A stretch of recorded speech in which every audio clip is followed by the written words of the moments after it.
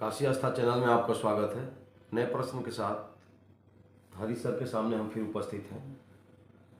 Sir, मेरा प्रश्न यह है कि जो कर्म और संन्यास दोनों में से क्या बेहतर है? परिवार का मोह त्याग करके या संन्यास ले लेना चाहिए, या सांसारिक जीवन में रहते हुए भी हम भगवान को प्राप्त कर सकते हैं? इसके प्रश्न बहुत उत्तम है। होता ही है कि लोग कंफ्यूज हो जाते हैं कि संन्यास मतलब कि सब कुछ त्यागना, सब परिवार को छोड़ देना, फिजिकली छोड़ देना। फिजिकली छोड़ने की जरूरत नहीं है।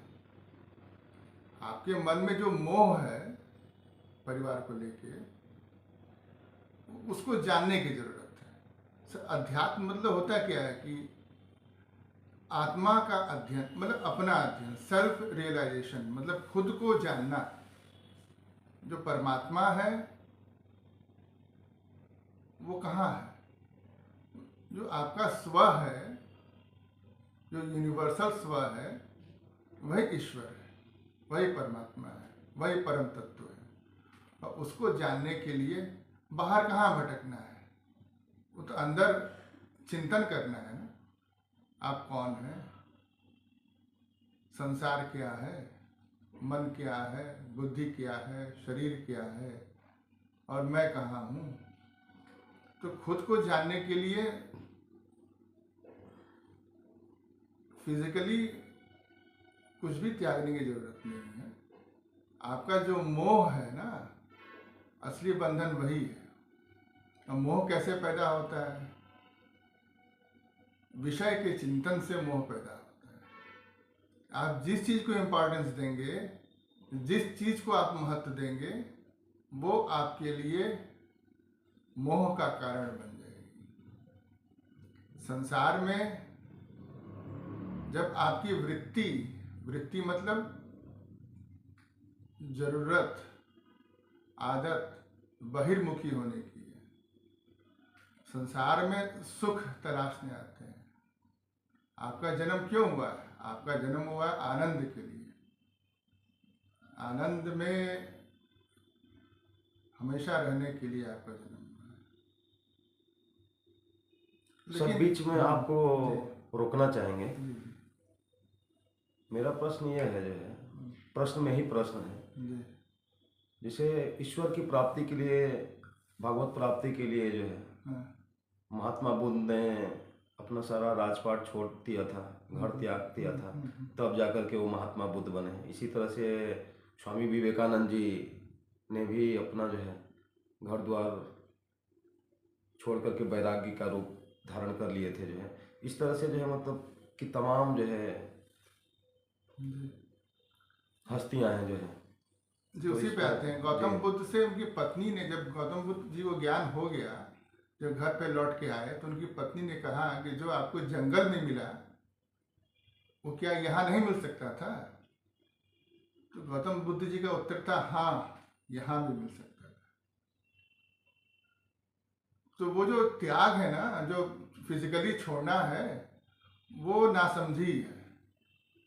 आप जंगल में गए, ठीक है, अब आपको वहां पेड़ से मोह हो जाएगा, तो संन्यास क्या? संन्यास मतलब आपका अपना मोह त्यागिए ना। और त्यागना भी नहीं है, समझना है।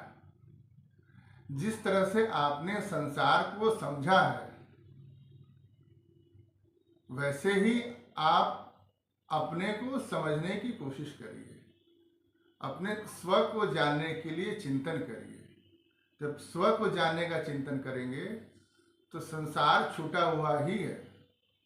संसार आपको कहीं पकड़ा नहीं है। वो तो आप ख्याल कर करके जो है उसको पकड़े हुए हैं। और आपके बैंक में 1 करोड़ रुपया है,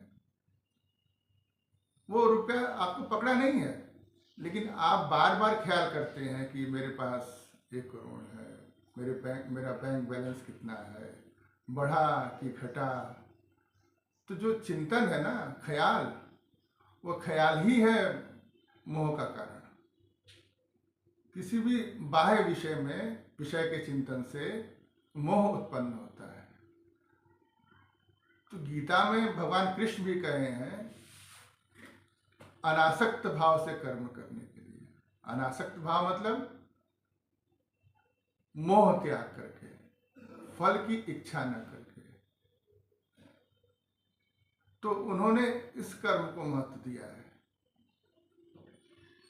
तो आपकी जो नासमझी है ना, वही मोह का कारण है, वही आपको संसार में ले जाती है। आपको लगता है कि सुख जो है संसार में है, उस फलानी वस्तु में है, जब सुख उसमें नहीं है। दो सुखों के बीच में, दो इच्छाओं के बीच में जो गैप है, उसको योगी लोग जानने की कोशिश करते हैं। दो सांसों के बीच में, पूरक और रेचक के बीच में जो गैप है, उसको लोग जानने की कोशिश करते हैं योगी लोग। दो भावों के बीच में जो गैप है, उसको जानने की कोशिश करते हैं। तो हमारे शास्त्रों में कहा गया है कि आपकी समाधि, आप स्व में स्थित रहते हैं। अक्सर संसार में काम करते हुए भी स्व में स्थित रहते हैं, लेकिन ये आपको पता नहीं है।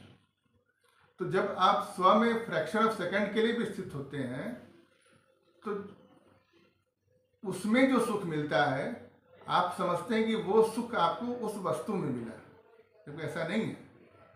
वो सुख आप थोड़ी देर के लिए समाधि में थे, और समाधि ये संसार में कब लगती है? जब अंतराल में, किसके अंतराल में? दो भावों के अंतराल में, दो विचारों के अंतराल में, दो अलग अलग कर्मों के अंतराल में। तो जो अंतराल है ना, उस समय कुछ नहीं रहता है, शून्य, कुछ भी नहीं रहता है। एक इच्छा खत्म हुई आपकी, तो दूसरी इच्छा उत्पन्न होने में फ्रैक्शन ऑफ सेकंड लगेगा। जो थोड़ा सा समय लगा, तो उसमें कुछ नहीं रहता है, वही आपका स्व है। तो उसको जानने के लिए, उसको समझने के लिए क्या करना है? त्यागने की जरूरत नहीं है, तो समझने की जरूरत है ना। न त्यागने के चक्कर में पड़ना है, न कुछ पकड़ने के चक्कर में पड़ना है, क्योंकि त्यागने और पकड़ने वाले भी तो आप ही रहेंगे, क्योंकि आपके अतिरिक्त कुछ है ही नहीं। तो आप ऐसी चीज को जानिए जिसको जानने के बाद त्यागने और छोड़ने का झंझट ही छूट जाए। दोनों के चक्कर में पड़ने की जरूरत नहीं कि ये हमको मिल जाए, ये हम त्याग दें। जो आप अपनी समझ को दुरुस्त करिए।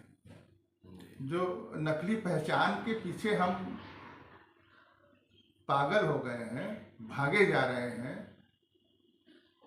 अब नकली पहचान है, संसार क्या है? मुखौटे से मुखौटे का संवाद है। मतलब नकली पहचान का नकली पहचान से संवाद है। जब आप असली पहचान की तरफ जाएंगे, तो कुछ है ही नहीं। तो मृत्यु भी यही है ना, नकली पहचान का मिटना ही मृत्यु है, और नकली पहचान खोने का डर ही मृत्यु है।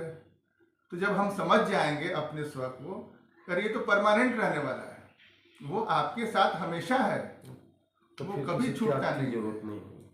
तो चिंता करने की कोई जरूरत नहीं है कि कर्म त्यागें, कर्म करें, कि संन्यास लें, कि क्या करें। आप अपने समझ को दुरुस्त करिए। और समझ को दुरुस्त करने के लिए क्या है? सत्संग करिए, चिंतन करिए, और उसको अपने सबसे नियरेस्ट एग्जाम्पल, जो सबसे नजदीकी उदाहरण आपके लिए होगा, उस पर उस समझ को अप्लाई करिए। चाहे जो सिद्धांत आपको शास्त्रों में पता चला है, उसको उस पर अप्लाई करिए।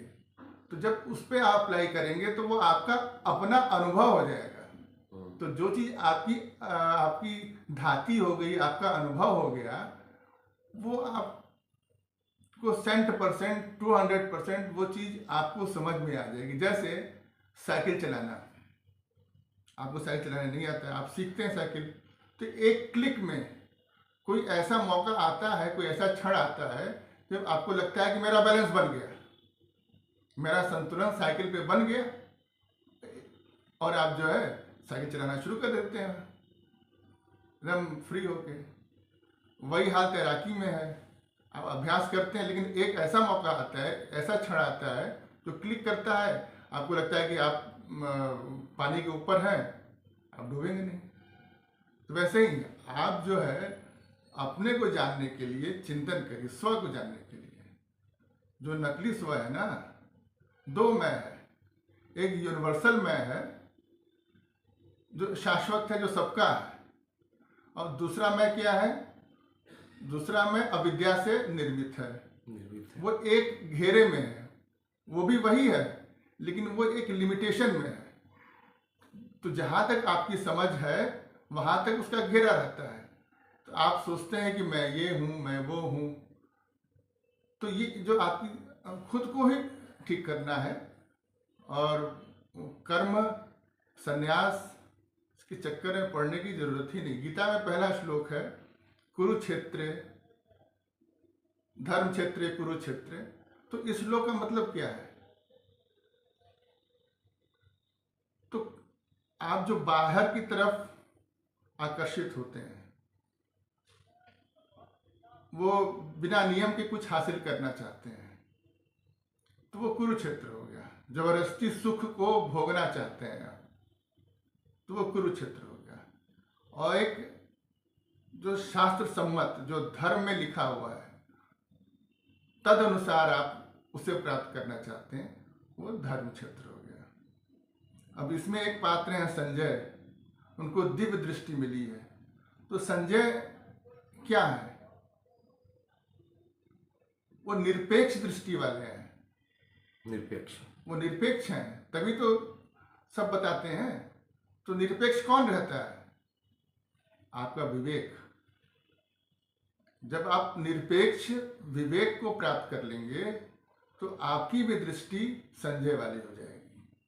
उस विवेक दृष्टि से जब आप धर्म क्षेत्र कुरुक्षेत्र का विश्लेषण करेंगे, उस गीता को पढ़ेंगे, महाभारत के उपाख्यानों को पढ़ेंगे, तब आपको तत्व का बोध होगा।